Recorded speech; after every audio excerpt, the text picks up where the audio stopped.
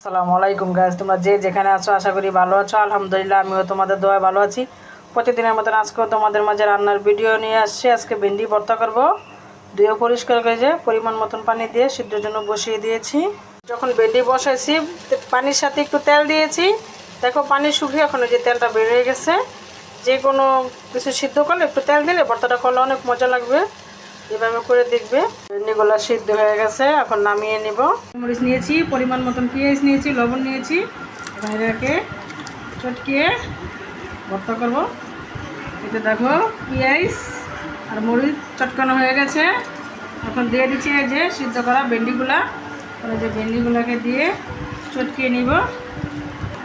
এটা দেখো ভেন্ডি ভর্তাটা করা শেষ। আমার সরিষা তেল নেই তাই দিতে পারি নাই, তোমরা একটু সরিষা তেল দিবে, তাহলে ভর্তাটা অনেক টেস্ট এবং মজা হবে।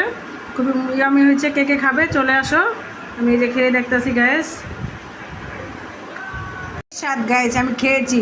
যদি আমার ভেন্ডি রেসিপি তোমাদের ভালো লাগে লাইক কমেন্ট শেয়ার করো। আল্লাহ হাফেজ।